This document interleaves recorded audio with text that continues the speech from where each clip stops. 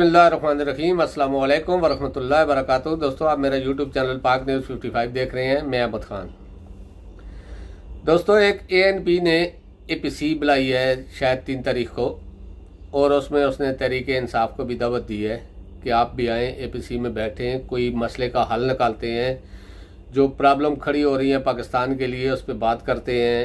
यानी कि जो भी है APC यानी कि ऑल पार्टी कॉन्फ्रेंस बुलाई है।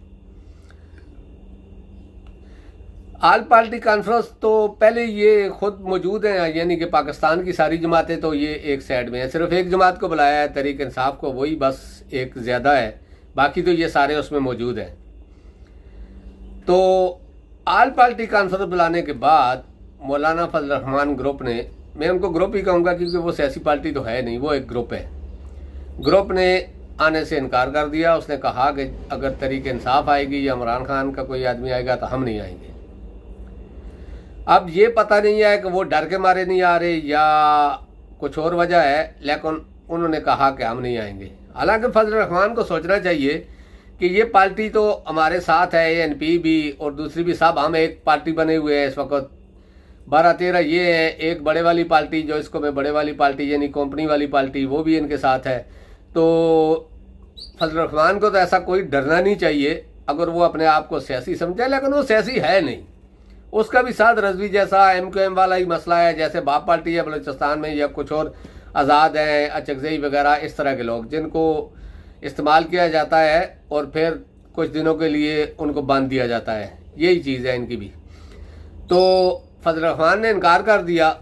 हालांकि उसको आना चाहिए, बैठना चाहिए, बैठ के बात करनी चाहिए, क्योंकि ये पाकिस्तान के लिए कॉन्फ्रेंस बुलाई है, अच्छी बात है, बुलाना चाहिए, बात की चीज़ होनी चाहिए, मुज़ाकरात होने चाहिए।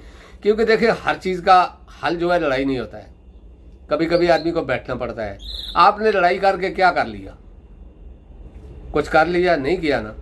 आपने लड़ाई की, देखो इमरान खान की मकबूलियत कहाँ पर पहुँच गई और तुम लोग कहाँ पर पहुँच गए। क्या लड़ाई से आप लोगों को कुछ फ़ायदा हुआ? अब तो मौलाना की अपनी पार्टी में और ख़ास करके उसके अपने कारकुन भी ये समझ गए हैं कि मौलाना उनको इस्तेमाल कर रहा है सिर्फ अपने फ़ायदे के लिए। क्योंकि वो गरीब, तो मैंने उस दिन एक परेड देखी जिसमें मौलाना गार्ड ऑफ ऑनर ले रहा है, वो गरीब तो वही पुराने हमारी तरह पीले पीले चोगे पहने हुए हैं। उनकी ज़िंदगी इतनी सी भी बदली है किसी की, स्वाय ऊपर के 5-6 लोगों के, किसी की एक की भी ज़िंदगी बदली है? क्या वो बाहर जाके आज़ादी से अपना वो कर सकते हैं? नहीं कर सकते, क्योंकि वो इसके अंडर हैं। और इसने कुछ ऐसा असल में किया हुआ नहीं, कुछ ब्लैकमेलिंग ही है वही, और पीछे से जो सपोर्ट करने वाले हैं उनकी सपोर्ट भी है, क्योंकि उनको जब ज़रूरत होती है, आजकल इसकी ज़रूरत नहीं हो रही, साद रजवी की ज़रूरत है। तो क्योंकि अगर ये आता है तो ये हुकूमत में है, इसलिए इसको सामने लाएंगे तो हुकूमत इनकी अपनी है, इसलिए ये नहीं आ रहा। अभी दूसरे को इस्तेमाल कर रहे हैं कि तुम आओ, लेकिन उनका उसका आना भी ख़राब हुआ, समझ ही नहीं आई, तो उस गरीब को लाकर फंसा दिया। अब देखो उसका क्या असर होता है, क्योंकि लॉन्ग मार्च उसको लाना पड़ेगा, इससे तो वो पीछे हट नहीं सकता। अगर पीछे हटेगा तो सारा पाकिस्तान क्या पूरी दुनिया बोलेगी कि जो अपने आप को आशिक रसूल तो खैर सारा ही पाकिस्तान है, तकरीबन 99% लोग आशिक रसूल हैं, और जो पाकिस्तान में दूसरे मज़हब के लोग हैं वो भी आशिक रसूल हैं।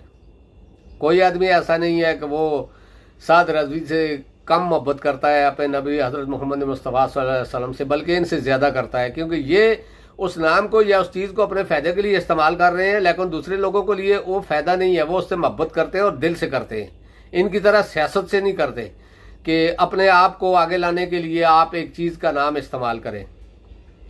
ठीक है आपने, लेकिन आपने जितना भी जो भी किया उसका हिस्ट्री निकाल लो। इन्होंने जो भी किया, जिस तरह भी किया, क्या ये हमारे प्यारे नबी हज़रत मोहम्मद मुस्तफ़ा सल्लल्लाहु अलैहि वसल्लम की तालीम थी या ये तरबियत थी कि वो लोगों को ऐसी तरबियत देते थे? नहीं, उन्होंने हमेशा गरीब का, हमसाए का, दूसरे लोगों का ख्याल रखने का बोला, हर एक से मोहब्बत करने का बोला, हर एक से मुस्कुरा कर बात करने का बोला। अपने से साथ वाले आदमी को देखो, उसके साथ मुश्किल है तो उसकी मुश्किल में मदद करने के लिए बोला। लेकिन ये जब भी आए इन्होंने तशद्दुद फैलाया, गरीब लोगों की गाड़ियाँ जलाई, मारा कुटाई, जलाओ गिराओ। क्या ये चीज़ थी? नहीं थी। इसलिए मैं कहता हूँ कि ये ठीक है, हम ये नहीं कहते कि ये आशिक रसूल नहीं है, ये भी आशिक रसूल है, लेकिन मेरी नज़र में ये दूसरे लोगों से कम आशिक रसूल है। जितना मैं आशिक रसूल हूँ या दूसरे लोग हैं, ये उनसे कम है, क्योंकि ये अपनी चीज़ को अपने लिए इस्तेमाल कर रहे हैं। जो आवाज़ इन्होंने उठाई है, जिसके लिए पार्टी बनाई है, उसको अपने फ़ायदे के लिए इस्तेमाल। सियासी लोगों की कोई बात नहीं, वो करते हैं ऐसी बात हो, लेकिन एक आदमी दीन को सियासत में लाए तो वो सियासी नहीं। दीन जो है, दीन अलग है, सियासत अलग है। सियासत, दीन में जब सियासत आती है तो सियासत पाक हो जाती है, इस तरह गंदी नहीं होती, क्योंकि जब भी दीन का लफ्ज़ सियासत में आया। लेकिन ये चीज़ें पाकिस्तान में खसूसी तौर पर बहुत ज़्यादा इस्तेमाल होती हैं कि दीन को इस्तेमाल करो वोट के लिए, सियासत के लिए, लेकिन बाद में जब उसका जो शजरा नस्ब खुलता है उस पार्टी का या इस तरह का, तो सारा कुछ उल्टा होता है।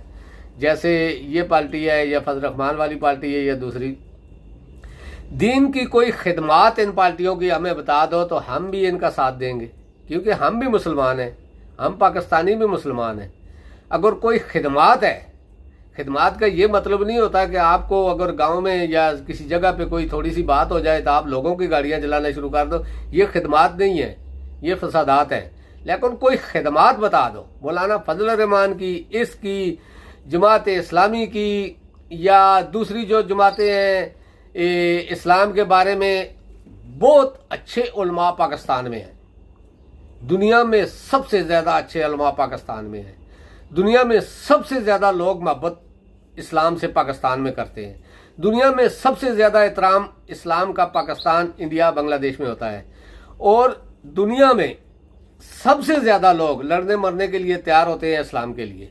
यही वजह है कि ये लोग उसको इस्तेमाल कर रहे हैं अपने फ़ायदे के लिए। और ये चंद लोग हैं जो जिन्होंने, जिस तरह वो कोई बुज़ुर्ग बन जाता है कपड़े उतार के, तो जब वो नंगा होता है तो पीर बन जाता है, जब कपड़े पहनता है तो सियासी कारकुन बन जाता है, सियासी लीडर बन जाता है। यही बात है इनकी भी। तो कहने का ये मकसद है कि अगर वो उन्होंने ANP ने बुलाई है तो उसको कामयाब करो, ताकि अगर आप पाकिस्तानी हो, पाकिस्तान का सोचते हो, पाकिस्तान से मोहब्बत करते हो, पाकिस्तान के लिए जदोजहद कर रहे हो, तो सोचो इस चीज़ को कामयाब करो कि किसी तरीके से ये जो अभी चल रहा है ये ख़त्म हो जाए। लेकिन ऐसा होगा नहीं, क्योंकि जो पीछे बैठे हुए हैं वो इस चीज़ को नहीं करने देंगे। ये लिख लेना मेरी बात, क्योंकि मैं कभी कभी कोई बात सच बोल देता हूँ। वैसे तो मैं ऐसे ही चेक करके लोगों के उससे निकालता रहता हूँ, लेकिन कभी कभी मैं सच बोलता हूँ। जो चीज़ें मुझे मेरे इल्म में आती हैं ये कामयाब नहीं होगी, ये भी कामयाब नहीं होगी, और साद रज़वी का धरना भी कामयाब नहीं होगा, हुकूमत का तशद्दुद भी कामयाब नहीं होगा, और हो सकता है कि सुप्रीम कोर्ट ने जो फैसला दिया है वो भी कामयाब ना हो।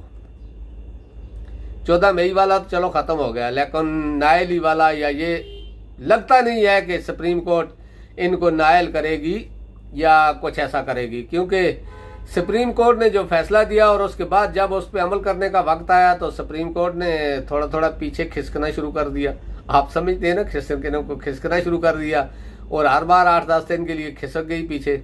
कोई अटल फैसला जिस तरह का सुप्रीम कोर्ट का होता है, या सुप्रीम कोर्ट जिस तरह से अपने फैसलों को मनवाती है उस तरह का नहीं कर सका। शायद हो सकता है कि उसके ऊपर बहुत ज़्यादा प्रेशर हो, तो प्रेशर तो हो हीगा, लेकिन कहने का मकसद ये है कि सुप्रीम कोर्ट भी अपने फैसलों पे कायम शायद ना रहे।